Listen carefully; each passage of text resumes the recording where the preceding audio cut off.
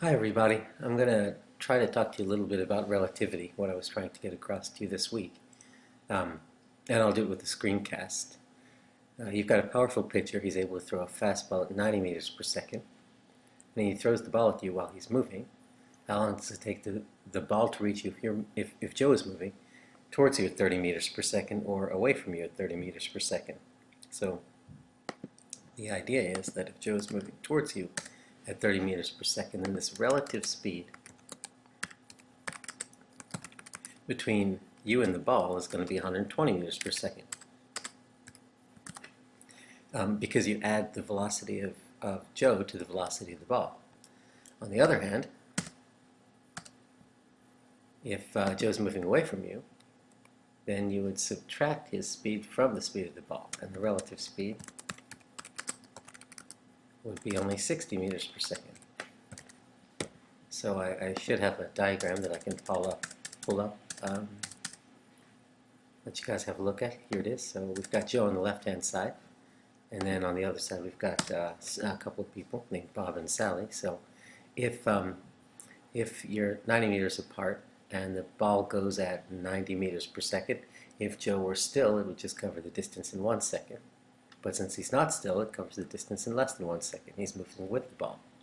If he's moving away from the ball, he's not still, then you subtract the speeds, and it's only 60 meters per second. So here, for Bob's case, the time, well, we know that that velocity is defined as distance over time. So therefore, time is going to be the distance over velocity. So the time for Bob would be the distance, which is 90 divided by 120, which is 1.25 seconds. But the time for Sally down here, since he's moving away, would be 90 meters divided by 60 seconds, which is 1.5 seconds. Very different situations. Now,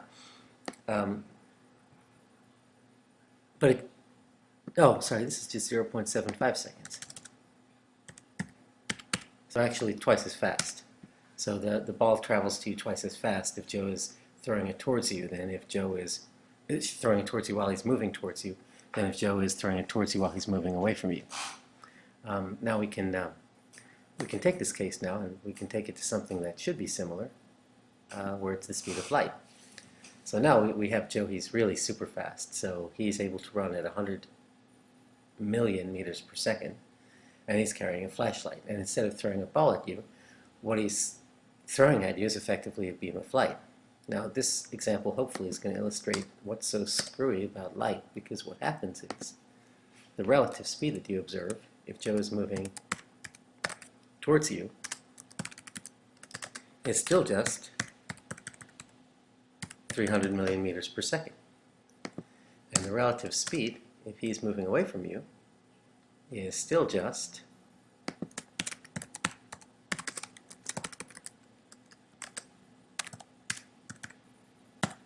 300 million meters per second.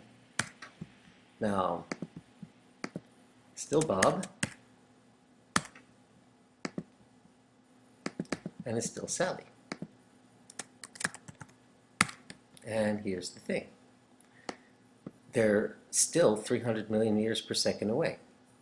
So both of them say, Bob and Sally,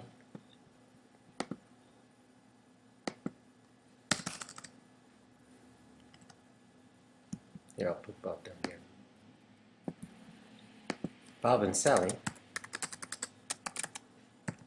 both say the ball moves, not the ball anymore, the light moves towards them at 300 million meters per second.